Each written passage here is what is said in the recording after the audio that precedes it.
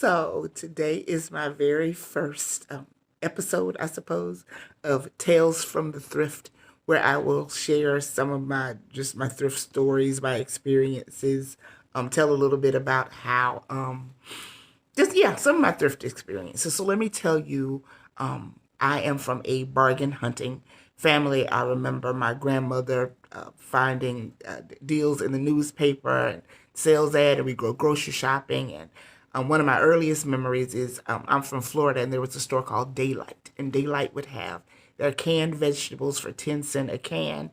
And I would be at my grandma's house for the summer, and one of my jobs was to get on that bottom shelf where they had those canned goods and select the ones that my grandmother instructed us to get.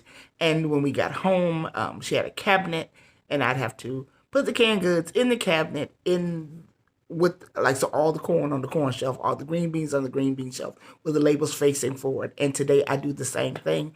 There's probably so many other things I learned from my very, very, very, very brilliant grandmother, but we are a thrifting family, and love just bargain hunts, and it was just smart thing to do. Very resourceful, and just we as a people are resourceful people anyway. We've been making ways out of no ways and coming up with things and being innovative and creative since the beginning of time. So this just makes more, makes sense that we continue to do it. But enough of that. And I'll go into a more detailed story perhaps later about my thrifting family. But I want to say a special shout out to my cousin who encouraged me to do my story times. He has been so encouraging and supportive in my endeavor, and you'll meet him in the very near future. I told him I want to interview him because he's a male thrifter, and I just get so excited when I see other brothers just out there getting those deals, getting the good stuff. He just smart, but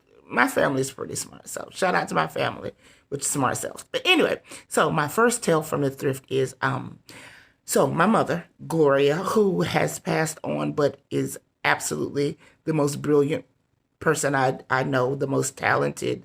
There was nothing she couldn't do that she didn't excel at, and she excelled at thrifting and bargain hunting, and just I don't know, just really, really smart. So she passed that on to me. So I get to be smart too because of her. But anyway, so Gloria, who was a just an all just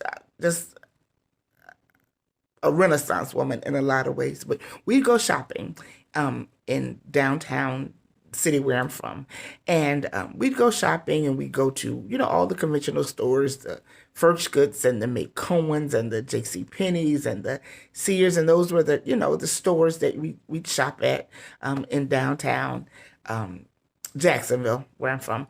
And so at some point during our shopping excursion, and I'm probably, I don't know, I guess maybe four. I couldn't have been more than five. But we would go we would go shopping on Saturdays, and she would always take me to Wendy's, and I'm convinced now that it was a bribe. But she would take me to Wendy's and get me a frosty. And she'd always say, we're gonna go shopping, and we'll go by Wendy's and we'll get you a frosty.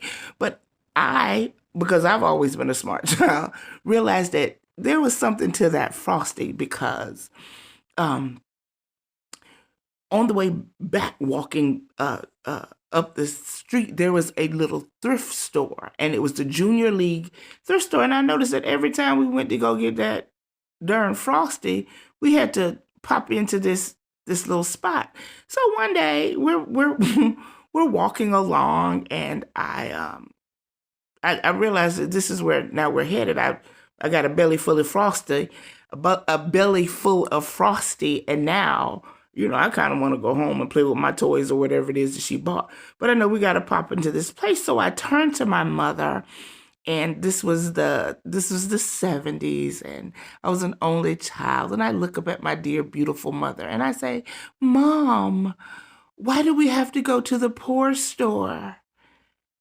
And my mama looked at me like, what do you know about what? Girl, what are you talking about? What do you know about a porn store? So, in my little 3-4-year-old mind, I was like, I know that stuff ain't, Mom, that's not new. We just left like the department stores where the new stuff is.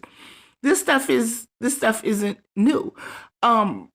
So, she looked at me and she laughed. And of course, we still went in the pork store. And listen, I like the pork store because I always love things that were different and quirky and weird and strange. And when I went in there and I found something I wanted, I could always get it because the prices are great. So that was my introduction to, from my first memories, the pork store. And all these years later, before my mom passed away, thrifting became like a passion for me again, to where, and I'll tell stories later about how, honey, I couldn't see a thrift store. I couldn't see a garage sale sign. I couldn't see any of that, and my car did not automatically turn itself into that space.